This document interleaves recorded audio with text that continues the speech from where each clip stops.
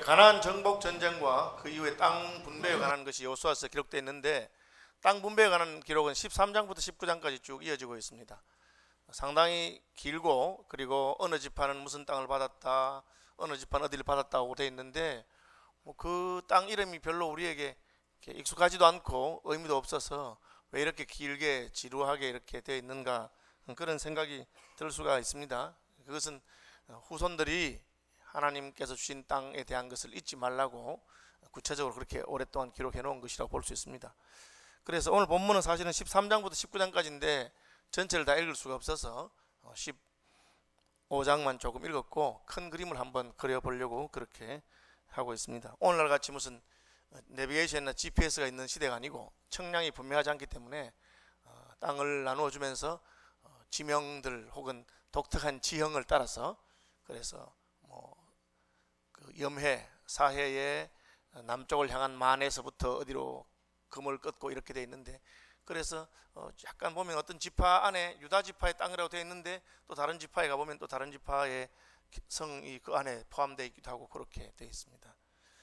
어쨌든 이 정복 전쟁과 기업의 분배에 있어서 첫 번째 우리에게 주는 교훈은 땅은 하나님이 주신다 하는 것입니다. 하나님께서 우리의 기업을 나누어 주시는 분이다. 이것을 여러분 마음에 믿으시길 바랍니다. 하나님께서 우리에게 기업을 주신다. 그래서 그것을 이제 예수님께서는 들의 백합화와 공중에 나는 새를 먹이시고 입히시는 분이 너희 전부시다. 하물며 너희일까 보냐. 너희를 책임지신다 하는 것을 보여주고 있습니다.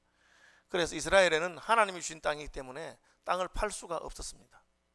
자기 소유의 땅은 그것을 대대로 자손들에게 전성해 주어야 될 책임이 있습니다. 대표적인 경우가 나봇의 포도원을 빼앗기 위해서, 그래서 왕이 그 포도원을 빼앗고자 했지만 나봇이 하나님께서 내게 기업으로 주신 것을 빼앗을 수가 없다. 그래서 빼앗기지 않죠. 이세벨이 그것을 빼앗았을 때 하나님께서 그 큰 악으로 치부하는 것을 보여줍니다. 그래서 비록 아합왕이 왕이라고 하더라도 평민의 그 포도원을 빼앗아갈 수 없었다. 왜? 하나님이 준 것이기 때문에. 형편이 너무 어려우면 팔 수 있지만 팔아도 50년이 되는 희년이 되면 원래 임자에게로 돌아갑니다. 그래서 이것은 파는 것이 아니고 희년까지 남은 기간을 임대하는 거죠. 그래서 희년이 30년 남았으면 30년 어치의 그 임대료를 주고 빌리는 거지, 완전히 파는 것은 불가능한 그런 경우입니다. 어쨌든 하나님께서 기업을 주신다 하는 것입니다. 언제 기업을 주십니까? 전쟁이 끝난 다음에, 정복 전쟁이 마쳐진 다음에 하나님이 기업을 줍니다. 하나님이 주시는 기업 안에 다른 하나님께서 진멸하고자 하는 원수의 민족이나 군대가 있으면 아직까지 기업을 줄 수가 없습니다. 그래서 가나안 땅을 정복한 다음에 그 전리품으로 하나님이 기업을 주는 것을 알 수가 있습니다. 그래서 왜 나는 그럼 하나님께서 기업을 주지 않는가, 그렇게 생각하실 때 전쟁이 아직 덜 끝났구나, 그렇게 생각하시면 됩니다. 내가 영적으로 투쟁하고 싸워야 될 전쟁을 내가 마무리하고 나면, 전쟁이 끝났으면 하나님은 그것을 내 몫으로 나누어 주실 것입니다. 그래서 예수 믿고 나서 너무 편안한 것을 원하지 마시고 영적인 전투를 기꺼이 감당하시고, 또 내가 감당할 수고를 기꺼이 감당하면 그 수고가 끝나고 나면 하나님께서 그 수고에 합당한 기업을 주는 것입니다. 죽기까지 충성하신 분이 누구십니까? 예수님이십니다. 예수님께서는 아버지께서 원하시는, 아버지의 택한 백성들을 다 되돌려받기 위해서, 그 빼앗긴 땅을 되돌려받기 위해서 자기의 목숨을 내놓으셨습니다. 그러니까 그 빼앗은 땅 전부를 하나님께서는 예수님에게 주셨습니다. 그래서 예수님이 하늘과 땅의 모든 권세를 내게 주셨다. 그리고 아버지께서 내게 주신 백성들이라 내가 결코 빼앗기지 않겠다. 그렇게 말하는 것을 볼 수가 있습니다. 우리 인생살이 가운데서도 하나님께서 친히 통치하시길 원하시고 하나님의 주권과 영광이 드러나길 원하는 많은 영역들이 있을 것입니다. 그 부분을 우리가 믿음으로 그 땅을 장악하고 있는 사탄의 권세나 악한 세력이나 나의 탐욕을 물리치고 차지하게 되면, 정복하게 되고 하나님의 영광이 드러나면 하나님께서는 그 땅을 우리에게 주십니다. 그래서 예수님께서도 내 아버지 집에 거할 곳이 많다, 내가 너희를 위해서 처소를 예비하겠다, 그렇게 말씀하고 계시는 것입니다. 그러므로 우리는 영적인 전투를 두려워하거나 회피할 이유가 없습니다. 하나님 내 인생에 어떤 이런 전투를 주신 것은 전투가 끝난 다음에 전리품을 나누는 기쁨을 주기 위해서, 이 전투가 끝나면 그 전투의 결과로 얻은 땅을 하나님이 내게 주기 위해서 전투를 주셨다고 그렇게 생각해야 됩니다. 그래서 우리에 있어서 우리의 싸움이 있기 때문에 면류관이 있고 상급이 있다. 그것을 먼저 기억할 필요가 있습니다. 그 다음에 이 땅을 누가 나눠줍니까? 요단강 동편 땅은 모세가 분배했다고 기록되어 있습니다. 왜 그렇습니까? 전쟁 중이기 때문에 그렇습니다. 지금 전쟁 중에 전시 작전권을 가진 전쟁의 사령관으로서 모세는 르우벤 지파와 갓 지파와 므낫세 반 지파가 요단강 동편 땅을 나누어 달라고 했을 때 나누어 주었습니다. 원래 요단강 동편 땅은 이스라엘의 기업의 땅이 아닙니다. 지금도 여러분 그 이스라엘 국경선을 보면 요단강을 중심으로 요단강 동쪽에는 골란 고원 쪽에는 시리아가, 그리고 밑에는 요르단이 국경을 가지고 있습니다. 땅을 가지고 있습니다. 왼편만 이스라엘 땅입니다. 원래 요단강 왼편 땅이 이스라엘 땅이었는데 오른편 땅은 헤스본 왕 시온과 바산 왕 옥이 통치하는 땅인데 하나님 그냥 지나가라 그랬어요. 조용히 지나가라 그랬는데 이 사람들이 지나가는 것을 원치 않고 싸움을 걸어봤습니다. 하나님께서 그냥 지나가라 해서 지나가려고 했는데 싸움을 걸어오면 이스라엘은 회피하지는 않습니다. 적들이 공격할 때 그들의 공격을 물리치고 그들을 이겼습니다. 그 결과로 땅을 더 얻게 된 것입니다. 때로 우리가 참 곱게 잘 지나갈 수 있는 문제인데 그 문제가 커져가지고 영적인 전투가 일어나고 분쟁이 날 때 여러분 그것 때문에 낙심하거나 실망할 필요가 없습니다. 그 결과는 보너스가 우리에게 주어지는 것입니다. 그래서 그 보너스를 얻은 땅을 르우벤 지파와 갓 지파와 므낫세 반 지파가 달라고 했을 때 모세가 갈라 주었습니다. 전쟁 중이기 때문에 전쟁 중에 하나님께서 세우신 지도력에 따라서 복종하는 것이 필요하고 모세는 그 지도력을 그대로 행사해서 그 땅을 나누어 줍니다. 왜 모세의 이 지도력에 그대로 복종했느냐? 물론 모세를 하나님이 세우신 분이기도 하지만 모세 자신이 욕심이 없었습니다. 모세는 누구 지파입니까? 모세가 속한 지파가 누굽니까? 모세 형이 누구죠? 아론이죠. 아론은 제사장입니다. 제사장은 무슨 지파입니까? 레위 지파입니다. 모세는 레위 지파죠. 모세는 요단강 동편 땅을 나눠주면서 이 르우벤 지파와 갓 지파와 므낫세 지파의 절반이 가지는데 레위 지파들은 이스라엘 지파들에게 흩어져 살고 있습니다. 그런데 레위 지파를 위한 땅은 없다고 처음부터 못 받고 있습니다. 이것이 백성들이 모세의 지도력에 그대로 순복하게 된 동기입니다. 지도자가 자기의 것을 먼저 챙기고 우리 지파 것을 챙기면 무슨 권위가 있겠습니까? 저는 이 말씀을 보면서 하나님께서 목사가 꼭 레위 지파는 아니지만 목사도 하나님 쓰시는 종인데 목사가 교회에서 영적인 지도력을 가지고 있으면서 다른 것, 세속적인 욕망과 이런 것을 다 차지하면서 그것도 해야 된다. 그렇게 생각하면 권위가 없는 것입니다. 오늘날 많은 교회들에서 목회자들이 돈 문제 때문에 참 교인들을 실망시키고 또 백성들의 욕을 얻어먹는 걸 보게 되는데 모세는 자기 지파, 우리 지파는 하나님께서 기업을 주지 않는다. 왜? 하나님이 기업이시기 때문에 그렇다. 하나님이 우리의 기업이니까 우리는 하나님으로 충분하다. 목회자가 그것을 보여줄 때 교인들은 목회자의 결정에 따르게 되는 것이고 지도자가 그것을 보여줘야 되는 겁니다. 그래서 사실 저는 대통령 된 분들 가운데서 돈 몇백억 때문에 좀 이상한 짓을 한 걸 보면 너무 안타까운 마음이 듭니다. 야, 그 푼돈에 대통령이라고 하는 명예가 얼마나 귀한 것인데 그걸 그냥 평생 자자손손 참 역사에 아름다운 이름을 남길 수 있는데 돈 몇백억 혹은 몇천억이라 하더라도 그것 때문에 그렇게 한다는 것은 이 사람이 참 뭘 알지 못하는 사람이구나. 하나님께서는 모세와 아론의 지파에게는 하나님을 가까이서 섬길 수 있는 권위를 주시고 하나님의 계시의 통로가 되는 축복을 주셨습니다. 그 대신에 너희는 약속의 땅에 가서 땅을 차지하려고 생각하지 말아라. 땅은 누구의 것입니까? 땅은 다른 지파에게 다 주고 너희의 땅은 내가 너희의 기업이 되어주겠다. 그렇게 말씀하셨습니다. 믿음의 사람들 가운데서 이처럼 하나님 한 분만을 바라보고 땅에서의 모든 부귀와 영화를 포기한 사람들이 종종 있습니다. 우리가 일부러 그렇게 가라, 자 그렇게 말할 수는 없지만 그러나 하나님이 그런 복을 주시거든 복인 줄 알고 감사하게 받으시길 바랍니다. 우리는 영적인 복도 받고 땅에서도 잘 되고 모든 게 다 됐으면 좋겠다 그렇게 생각합니다. 그러나 많은 경우에 하나님께서는 그렇게 하지 않습니다. 하나님께서는 모세와 그 가문에게 대대손손 11조를 받아서 생활할 수 있는 레위지파 성소에서 섬기고 제사를 드리는 복과 특권을 주셨습니다. 그 대신에 너희는 기업이 없다. 그래서 어떤 의미에서 레위는 이 믿음의 명문가를 만들어가는 그런 복을 받게 된 것입니다. 전쟁이 끝나고는 어떻게 땅을 분배합니까? 이제 여호수아가 분배합니다. 지난번에 모세가 분배한 걸 생각하면 여호수아가 역시 야, 이 땅은 누가 가져가고 저 땅은 누가 가져가고 그렇게 할 것처럼 생각됩니다. 그런데 여호수아는 그렇게 하지 않습니다. 왜요? 전쟁이 끝났기 때문에. 전쟁 중에는 명령 계통에 따라서 최고 지도자의 말을 듣는 것이 마땅합니다. 전쟁이 끝났습니다. 평화시대 됐는데 여호수아는 자기 혼자 결정하지 않고 제사장 엘라살과 그리고 각 지파의 지도자들을 불러서 같이 모여서 연합체를 결성해서 결정합니다. 교회의 지도력은 그렇게 형성돼야 된다고 보는 것이 장로교의 원리입니다. 장로교는 우리 교회 가운데 제일 믿음 좋은 사람 하나를 세워서 그 사람이 다 해라 그렇게 하지 않습니다.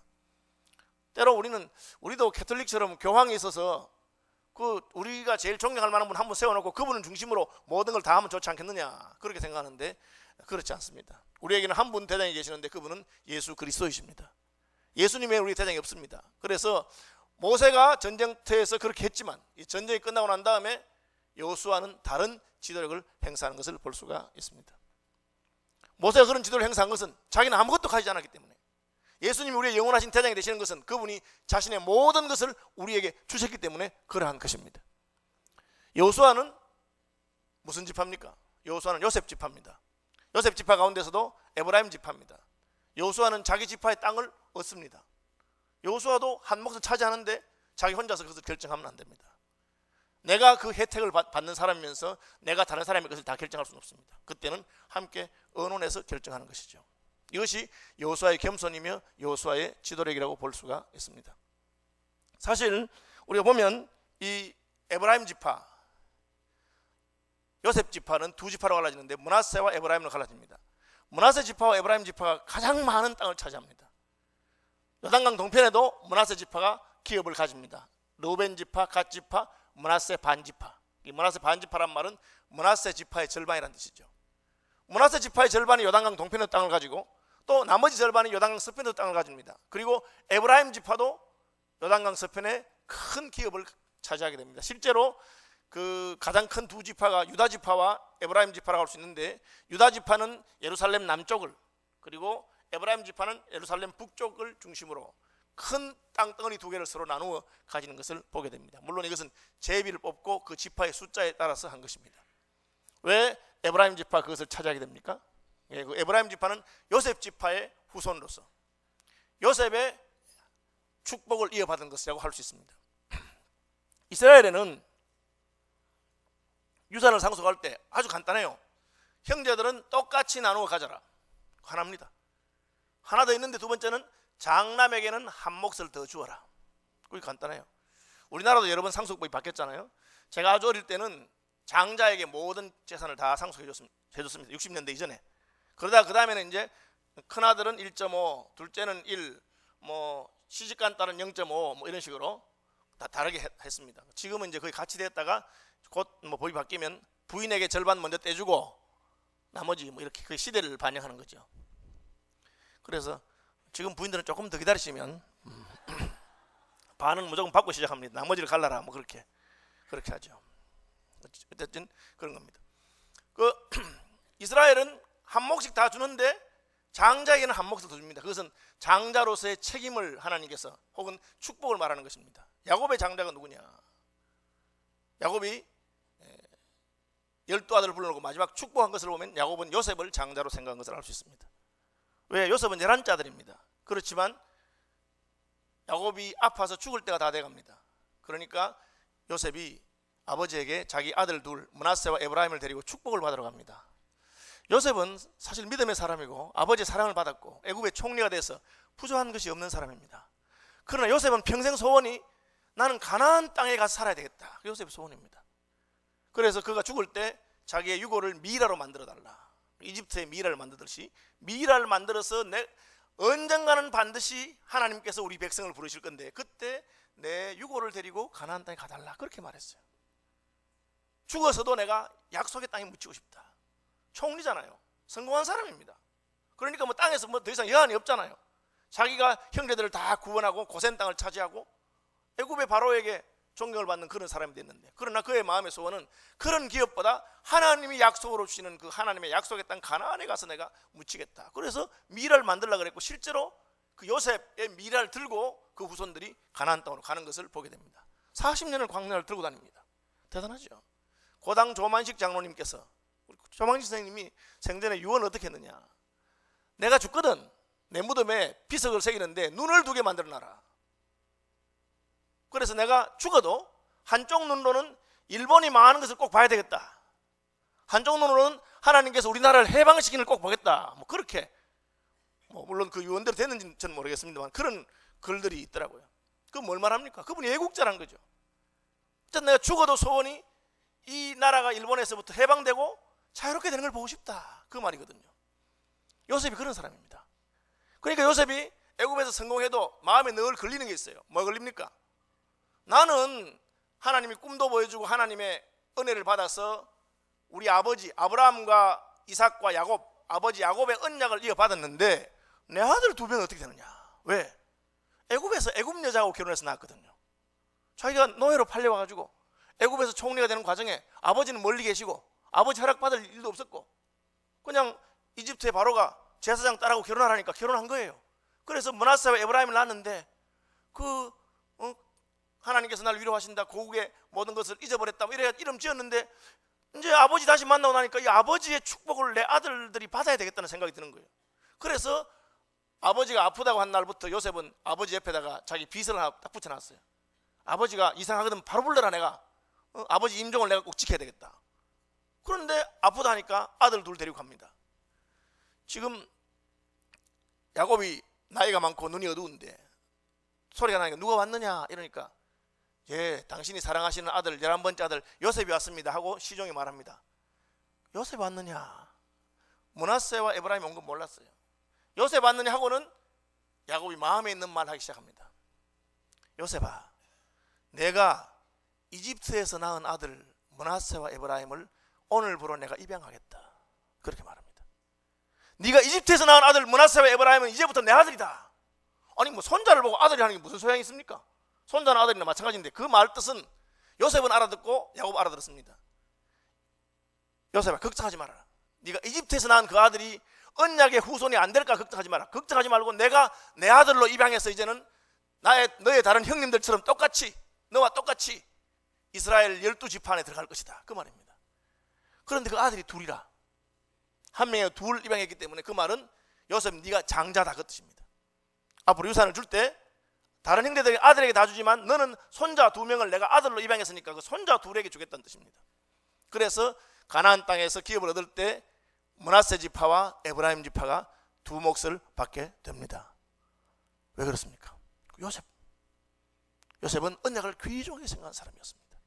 형들에게 사적으로 복수하지 않았습니다. 자기의 인생을 향한 하나님의 계획을 알았습니다. 내가 이렇게 고난받고 어려움을 당했지만 마침내 하나님이 이것을 통해서 우리 민족을 구원하셨구나.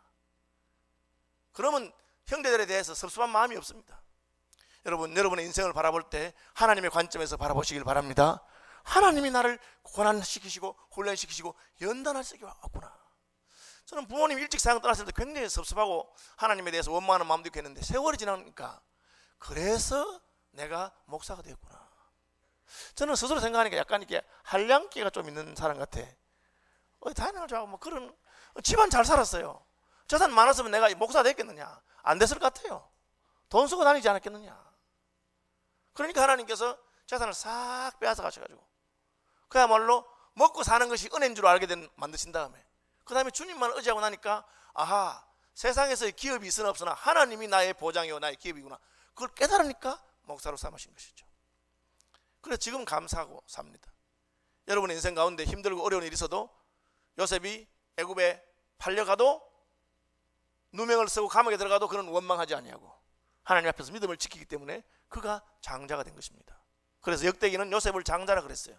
실제로 요셉은 므낫세와 에브라임을 통해서 2 몫의 축복을 받게 됩니다. 우리의 일은 믿음의 명문가가 되는 복이 임하기를 바랍니다. 요셉이 그런 복을 받았어요. 그렇죠.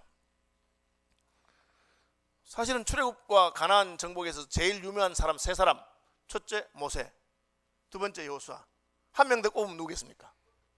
갈렙입니다. 그렇죠. 여호수아와 갈렙이죠. 갈렙은 어느 지파냐? 갈렙은 유다 지파입니다. 갈렙은 사실은 모세나 여호수아보다는 약간 처지는 것처럼 보이는 사람입니다. 모세는 뭐 말할 것도 없고 에집트의 왕자로서 그 애굽의 모든 보화를 포기하고 믿음으로 하나님을 따르고 한 믿음의 가문이고, 그로 말미암아 그 지파 전체가 레위 지파라고 하는 특별한 복을 받는 지파가 되고, 그렇잖아요. 천국의 복만을 사모하는 그런 제사장의 가문이 태어나는 그런 집안이 되고, 여호수아도 말할 것 없죠. 여호수아도 요셉 지파로서, 에브라임 지파로서 큰 민족을 이루는 그런 게 됩니다. 갈렙도 믿음 있는 사람인데 갈렙은 그럼 뭘 했을까? 그런데 우리가 아는 대로 예수님은 누구 지파에서 나십니까? 유다 지파에서 나십니다. 이스라엘의 왕가는 누구에 납니까? 다윗입니다. 다윗이 바로 유다 지파입니다. 그럼 왜 유다 지파 갈렙이 그러냐? 갈렙은 두 몫을 받은 지파는 아닙니다. 그 유다 지파는 상당히 커진 지파예요. 유다는 어떤 사람이냐? 그는 자기 동생 요셉을 팔고 회개한 사람입니다. 굉장히 자기 그 사건에 대해서 애통하는 마음이 있고 가출을 했죠. 집을 떠나서 굉장히 방황하다가 자기가 동생을 팔아먹은 사실 때문에 애통해하다가 두 번째 요셉의 동생 베냐민마저 애굽의 포로로 잡혀있게 될 그 위기의 순간에 자기 목숨을 내놓은 사람이 유다입니다. 곡식을 사러 갔다가 두 번째 올 때는 동생 안 데려오면 안 준다 해서 베냐민을 데려갔는데, 그 아버지 야곱이 내가 젊어서 내가 일찍이 어린 요셉을 잃고 얼마나 내가 애통했는데 베냐민마저 내게서 뺏어가느냐, 그래서 못 보낸다 했는데 곡식이 다 떨어지니까 할 수 없이 베냐민을 보내는데, 그때 유다가 아버지 염려하지 마십시오. 내 아들을 맡깁니다. 만약에 하나라도 내가 이 동생을 잃어버리면 내 아들 다 죽여도 괜찮습니다. 제가 목숨을 걸고 동생을 지키겠습니다 하고 곡식 사러 갔는데, 요셉이 시치미를 뚝 떼고 곡식을 보내주면서 그 베냐민의 자루에다가 은그릇 금그릇 탁 넣어가지고 이놈들 왜 내 점치는 것을 빼앗아 훔쳐갔느냐, 딱 잡으니까 요셉의 자루에서 나온 거라. 전부 다 살려달라 하니까 다 필요고 다른 사람 가고 이놈만 내가 잡아서 가둔다. 그러니까 이게 아버지가 죽잖아요. 그래서 형제들이 다 와서 울면서 살려달라고 하는데 요셉이 들은 척도 안 하는 거예요. 그때 유다가 나서서 저를 잡으십시오. 우리 아버지가 노년에 사랑하는 아들 둘이 있었는데 큰 아들을 잃어버렸습니다. 요셉이죠. 그래서 아버지가 늘 마음이 아파서 지금도 아파하는데, 만약에 둘째 하나 나면 이놈마저 잃으면 우리 아버지가 죽습니다. 그러니까 차라리 저를 가두시고 저를 잡으시고 동생을 보내주세요. 유다가 그렇게 말합니다. 그러니까 요셉이 그 이야기를 듣고는 막 울음을 참지 못해서 사람들 다 물리치고 울잖아요. 그리고는 아이고 형님 접니다. 이제 형님 마음 내가 알았어요. 그리고는 화해하게 되는 일이 있습니다. 그 유다입니다. 그러니까 그 일 이후로 하나님께서 유다 지파를 보고 계시는데, 유다 지파가 가나안 정복에 있어서 딱 두 명, 여호수아와 갈렙, 에브라임 지파의 여호수아와 유다 지파의 갈렙만이 하나님이 주신 약속의 땅을 우리가 믿음으로 차지합시다 그렇게 말하고, 다른 지파는 아이고 겁나서 못하겠네 할 때 여호수아와 갈렙만이 믿음으로 언약을 붙든 사람입니다. 그리고 이제 45년이 지났어요. 모세는 세상을 떠나고 다 모든 일이 끝났는데 갈렙이 딱 나와서 땅을 분배하기 전에 잠깐만, 제비 뽑기 전에 제가 할 말이 있습니다. 뭡니까? 45년 전에 제가 가나안 땅을 정탐하러 왔을 때 다른 사람들은 다 이 땅을 못 차지한다 했는데 여호수아와 저만이 믿음으로 가자고 했고, 그때 나의 신앙 고백을 들은 모세가 하나님 앞에서 말하기를 네가 오늘 밟은 그 땅을 너에게 주겠다. 이것은 땅을 가르기 전에 이건 따로 있는 특약이 있습니다.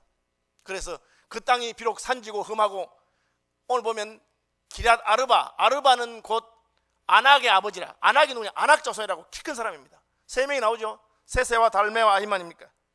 세세와 아히만과 달메 세 명인데 아낙 자손이라고 그랬어요. 여러분 이해하기 쉽게 설명하자면 골리앗이 세 명 있어. 아낙 자손. 골리앗이 세 명 있는 땅은 거친 광야고 산지고 한데 골리앗이 세 명 있으니까 그 땅을 누가 차지하려겠어요. 그러니까 갈렙이 지난번 약속하신 대로 제가 그 땅에 가서 개척하겠습니다. 그러니까 아무도 불만하는 사람이 없어요.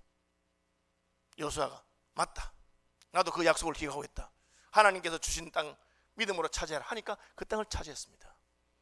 그 유다 지파의 경계가 나오는데 유다 지파를 제일 먼저 설명하고 있어요. 왜? 유다 지파가 믿음으로 차지한 땅이 여기서부터 여기까지다. 특별히 남방 땅을 주시오니 그렇게 나오고 있어요. 이 남방 땅이라 하는 것은 그 신광야까지 이르는 에돔 국경에 있는 신광야에 이르는 그 땅은 안 좋은 땅이에요. 국경선에 있으니까 언제 전쟁이 날지 모르고 광야에 있으니까 물이 없으면 사용하지 못하는 땅입니다. 그런데 그 땅을 차지합니다. 나이 많은 갈렙이 85세에 그 땅을 정복하고, 그리고 혼자 안 되니까 저 땅을 정복하러 나와 같이 갈 사람이 없느냐? 누가 갈라 하겠어요? 그냥 뭐 편하고 좋은 땅을 차지하지 힘든 땅을 왜 찾아겠느냐? 그러니까 갈렙이 경품을 겁니다. 경품이 뭡니까? 자기 딸을 걸었어요. 사은품 내 딸 악사가 예뻤을까? 그건 잘 모르겠어요. 성경에 기록 안 하니까. 그러나 적어도 아주 매력적인 여인이었던 것 같아요. 악사를 경품으로 건다. 혹시 여러분 물건 살 때 상품은 별로 마음에 안 들지만 사은품이 너무 좋아서 사은품으로 주는 가방이 탐이 나서 사고 뭐 그렇게 하신 적 있으신가 보군요. 예. 저는 있습니다. 죄송합니다. 그 사은품을 준다는 거야. 그런데 그럼 뭐 사은품 때문에 이렇게 물건 사러 간다는 거는 이게 좀 바른 생각이 아닌 것처럼 보이잖아요. 그런데 성경은 그렇게 안 해놨어요. 갈렙의 동생인 온니엘이 그 땅을, 형님 진짜입니까? 조카를 준다면 제가 가겠습니다. 왜? 갈렙의 마음속에는 땅보다 그 땅을 같이 경영할 사람이 누구냐가 더 중요했어요. 이게 참 중요한 겁니다. 땅보다 중요한 것은 그 땅을 함께 경영할 사람이 누군가 참 중요한 거예요. 저도 개척을 해보니까 뭐 개척교회 건물이 크고 좋고 그보다 더 중요한 것은 함께 기도하면서 개척을 감당할 동지가 있느냐, 훨씬 더 중요한 것입니다. 그게 이제 온니엘이 악사라면, 악사와 같이 지혜로운 여인이고 믿음의 여인이라면 내가 그 땅을 차지하고 그 땅을 나의 기업으로 삼겠다. 그러니까 악사가 가면서 아버지한테 이제 노새에서 내려가지고 아버지가 나를 네겝으로 보내시니, 남방 땅으로 보내시오니, 그게 이제 광야지. 그리로 보내시니 내가 결혼 예물을 하나 요구하겠습니다. 그래 뭐냐 말만 해라. 그러니까 땅은 충분한데, 그 넓은 땅이기 때문에 땅은 충분한데 샘물을 주십시오. 그러니까 샘물을 줬어요. 이것이 무엇을 말합니까? 악사가 지혜로운 여인인 것을 알 수 있습니다. 아버지, 딸이 무슨 상품입니까? 왜 딸을 팔아먹습니까? 그렇게 하지 않습니다. 왜? 적어도 하나님의 언약을 믿음으로 쟁취할 수 있는 그런 남자라면 온니엘이 잘생겼든지 쭉쭉빵빵했는지 관계없이 나는 믿음 있는 남자와 함께 내 일생을 보내겠다. 그리고 내 예물로 광야라고 하더라도 샘을 주시면 내가 샘이 있으면 얼마든지 메마른 땅을 개척할 수 있겠다. 그렇게 믿음의 가문이죠. 놀라운 일입니다. 그리고 이제 그 뒤에 쭉 유다 지파가 얻은 땅의 이름이 쫙 나옵니다. 뭐 그 하나하나마다 우리가 할 말이 많지만 유다 지파에는 이 갈렙과 같은, 온니엘과 같은, 악사와 같은 믿음의 사람들이 있습니다. 유다 지파는 요셉 지파처럼 두 몫을 차지하지 않았습니다. 레위 지파처럼 무슨 직분, 제사장의 직분을 대대로 가면서 차지한 것 없습니다. 그냥 다른 지파와 똑같은 그런 하나의 지파입니다. 그러나 그 지파는 믿음으로 말미암아 떨치고 일어났어. 예수님에 대해서 설명하면서 예수님이 우리의 영원한 대제사장이시지만 그분은 레위 지파가 아니다, 그렇게 했어요. 그분이 유다 지파인 것을 보니 레위 지파의 직분 말고 유다 지파에서 영원한 대제사장이 일어난다. 왜? 믿음으로 하나님의 약속을 붙들었기 때문에 그렇습니다. 이 유다 지파의 땅 가운데 제일 유명한 땅이 하나 있습니다. 여러분 생각해 보십시오. 유다 지파의 기업 가운데 유대 땅 어디야?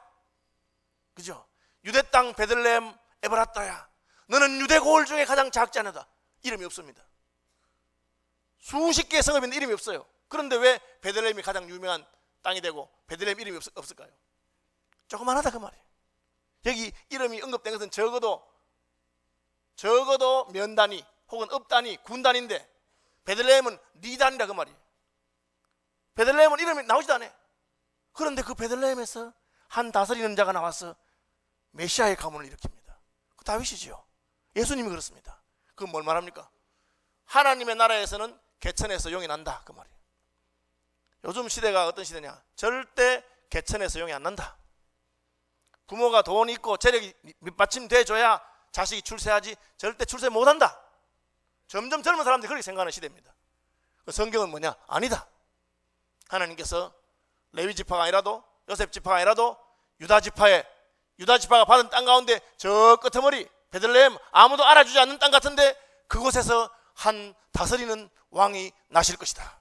그분이 바로 저와 여러분의 메시아이신 예수 그리스도이신 것을 기억하시길 바랍니다. 왜? 믿음으로 언약을 붙들고 그게 갈렙이고 온넬이고 악사입니다. 아주 좀 하나 있습니다. 유다 지파의 북쪽 경계는 예루살렘 남쪽 어깨라고 되어 있어요. 남쪽 어깨. 이 말이 무슨 말이겠어요? 이제 시적인 표현인데 예루살렘 남쪽에 있는 언덕이에요. 그 언덕이 시온산입니다. 그러니까 시온산까지 하면 그 시온산을 담으로 삼고 있는 예루살렘 성은 유다 지파의 경계인가 아닌가 논란이 되죠. 어쨌든 유다 지파의 경계인데 그 땅을 아무도 차지하지 못했어요. 왜? 경계에 있으니까. 베냐민 지파와 아마 유다 지파의 경계에 있는 성인 것 같습니다. 한 걸음 더 가서 여기까지니까 베냐민 지파가 못 차지하면 우리가 차지합니다 라고.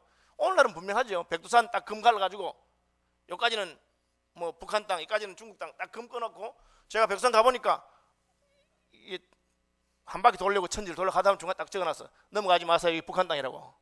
한번 넘어가 볼까? 뭐 그 마음이 갈등이 있던데 뭐 그냥 목사니까 넘어가지 말라면 안 넘어가야지 하고 그냥 보고 왔는데, 뭐 한 걸음 넘어가면 북한 땅이라고 그렇게 적어놨더라고. 요즘 딱 그렇게 하잖아요. 그 옛날에는 그 경계예요. 그냥 예루살렘 성이 경계예요. 남쪽 어깨. 믿음으로 한 걸음 더 갔으면 차지하는데 못 차지했어요. 결국 누가 차지합니까? 그래도 유다 지파의 후예인 다윗이 여부수족을 무찌르고 차지합니다. 왜? 유다 지파는 그 믿음을 계승하는 일에 힘쓴 지파인 것을 알 수가 있습니다. 유다 지파가 믿음의 지파예요. 그래서 자기 때에는 못했지만 자손들 때에는 합니다. 반면에 레위 지파는 모세는 그렇게 욕심이 없고 청렴한 사람입니다. 그러나 홈리와 비나하스는 땅을 안 주니까 제사 지내는 음식을 탐을 내고, 회막에서 수종드는 여자를 탐을 내고, 엉뚱한 걸 탐을 내가지고, 그래가지고 언약궤를 빼앗기는 그런 수치를 겪게 됩니다. 에브라임 지파는 어떠합니까? 에브라임 지파는 여호수아와 같은 믿음의 인물이 있었습니다. 그러나 그 뒤에 다윗 왕가의 솔로몬의 아들 르호보암 좀 잘못하니까 그때를 기회라고 생각하고 사람을 모아가지고 북왕국 이스라엘 10지파와 독립했는데, 그것이 하나님 보시기에 선하지 아니하고, 자기 독립하니까 그 나라를 지키려고 금송아지 만들어서 사마리아 성에 세우고 그런 일을 했습니다. 안타까운 일이죠. 그래서 결국은 이 믿음의 명문가 가운데 예수 그리스도가 탄생하신 유다 지파가 가장 명문의 집안이 됩니다. 시작은 모세보다 못하고 시작은 여호수아보다 못합니다. 그러나 계속되는 믿음으로 한 사람이 아닌 대를 이어가면서 그 동생 온니엘, 그 딸 악사, 그 뒤를 이어간 다윗과 같은 그런 믿음의 후손들을 길러내는 믿음의 명문가가 되시기를 바랍니다. 찬송하겠습니다. 495장